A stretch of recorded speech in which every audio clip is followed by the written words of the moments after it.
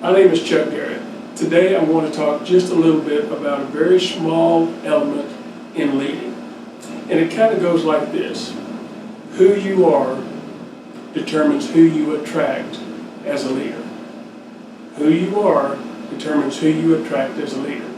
Or what type of leadership style you have determines who you attract.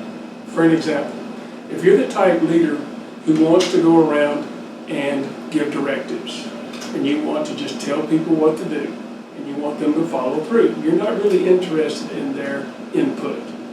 Or if you have a philosophy where you for sure are going to treat everybody exactly the same. Everybody's the same, and that's how they're all going to be treated. Or if you are in a position where when you talk to people, it's a little bit cursory. You talk about, there's no depth to it. You're more likely to say good morning, or how's your day, or did you see the ball game last night, which would be a little bit more. But that's the kind of conversations you have. And when you're that type leader, you're going to attract followers who fit that. They're going to be happy to pretty much come to work, do what they're asked, and have that type relationship with you. But if you're the type leader trying to attract leaders, you're going to be much more likely to empower people.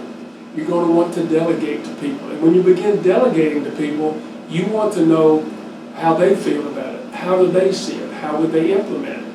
And so there's a little bit more of a discussion that way. And when you're trying to attract leaders, you have to understand you're attracting the top 20% in your organization. You're attracting people who already know they want to be successful. They're the people who think they can do your job maybe better than you can. And so they're edgy, and that's okay, because I think it's good to have those kind of people around, because they bring a dynamic to the thing, and they get people very involved.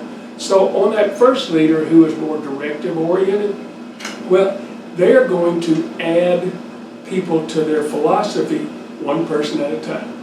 But when you are a leader who leads leaders, who is delegating and all that kind of thing, you become very dynamic. It's a dynamic organization. People look forward to coming to work. They're involved. They're in the middle of everything.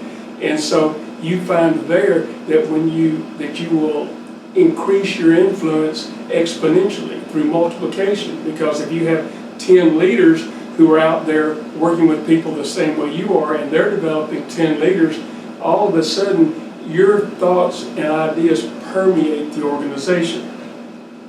Another thing leaders who want to lead leaders do is they invest in people. Instead of the good morning, and that's fine to say good morning, but they're more likely to say, I want to send you to a training, or I want you to handle this for me, and here's some of the things I need to do to help you get prepared for it. And it's that 1-minute manager idea.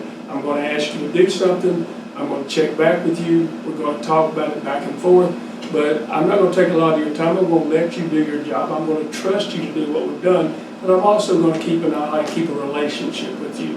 So from my point of view, if you want to build a business or build a company, you have to want to lead leaders. You have to want to lead people who are going to go out there and develop other people. And the more people who are empowered and developed, the stronger your company will be.